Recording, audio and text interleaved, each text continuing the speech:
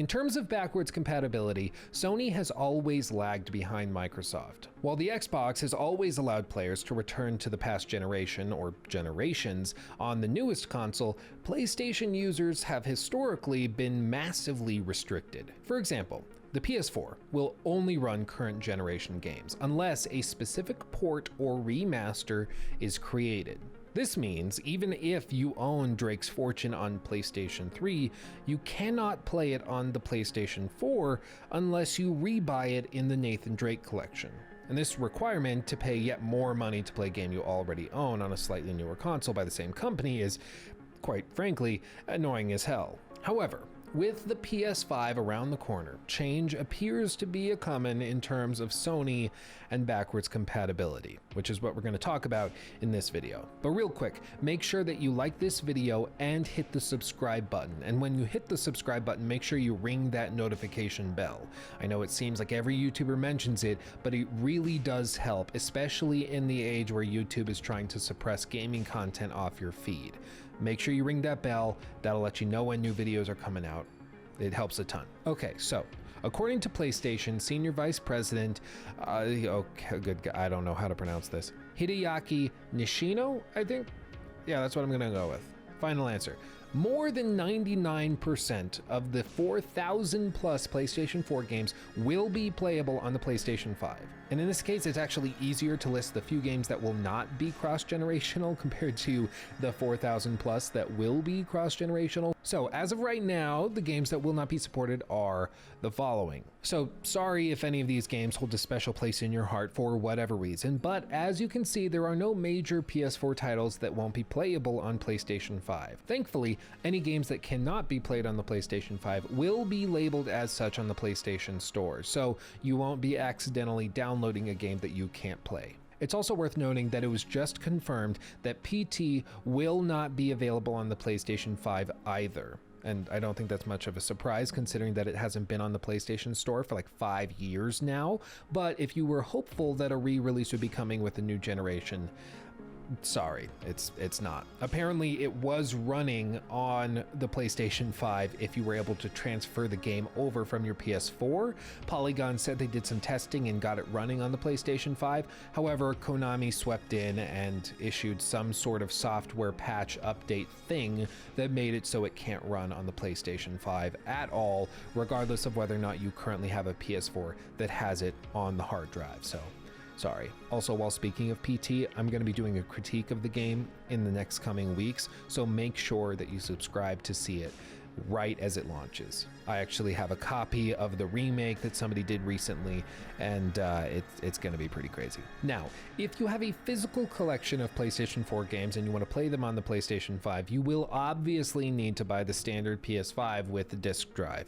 Digital versions of compatible PS4 games can be downloaded from your library on either version of the PS5 though, so that is something to bear in mind if you're still unsure about which version of the PS5 might be best for you. Now, as for how well these PS4 games will run on the PS5, we can reportedly expect them to have faster load times, improved and more stable frame rates thanks to the game boost mode that they have built in, and in many cases they may actually see some better fidelity. If you want to see a great video breaking all of this down, head over to Digital Foundry. They did a great video where they broke down a lot of the backwards compatibility functions of the new console and found that it actually runs pretty amazingly well. Almost every single game they tested on the PS5 that originally launched for the PS4 actually ran at a steady 60 frames per second unless it had a specified frame rate cap, which some games will have, but if it has an unlocked frame rate or a performance mode, they were able to get it locked at 60 with pretty amazing graphical fidelity. It's kind of insane, and this is without any patches from the developers, so just imagine what could be possible if developers came back in at the last minute and added patches and updates to allow for uncapped frame rates and improved graphical fidelity, taking advantage of the extra hardware and horsepower in the PlayStation 5. It could be absolutely insane. But of course, only time will tell how PS4 games run on the PlayStation 5. Now, we already know that some games, including The Witcher 3, will be getting an enhanced next-gen version with current-gen owners getting a free upgrade. And perhaps these updates will be the answer to potential cross-gen issues that may arise. However, the decision to create and ship an upgrade is up to each and every developer. It is not required by Sony. And considering how many will be working on their first next-gen titles, it's likely that only the most popular and iconic of PS4 games will be getting this special attention for a free upgrade. I mean, again, I'm sure we'll know much more in the coming months. Now, overall, this is a massive step for PlayStation, who, as I've already said, have previously ignored backwards compatibility writ large. And this should mean that come November, those who own a PS4 can store the console away and not have to drag it back out every time they want to play Persona 5 or Red Dead Redemption 2. Alternatively, if this is your first time purchasing a PlayStation console, you will have access to 2 generations of games rather than just one by buying the PS5, making the price tag a little more justifiable. Now, cross-generational games also begs the question of crossplay for online titles. It's been confirmed that PlayStation 5 players can party up with PlayStation 4 players, allowing you to chat with players on previous generation consoles. And as far as playing games online across generations, well, that depends on the game itself. So far, games that have been confirmed as cross-generational are Apex Legends, Borderlands 3, Call of Duty Black Ops Cold War, Call of Duty Warzone, Dead by Daylight, and Fortnite. It is possible that this list will grow if more online games become available on PlayStation 5, but the ability to crossplay is up to the developer. I don't know about you guys, I'm personally hoping that Monster Hunter World gets a free update. As of the time of the writing of this script, there's been nothing said about Monster Hunter World, but good lord, if they were able to get that thing running at 60 frames at 4K and allow me to play with all of my friends, I would lose my crap. I would actually I would lose it. It'd be gone.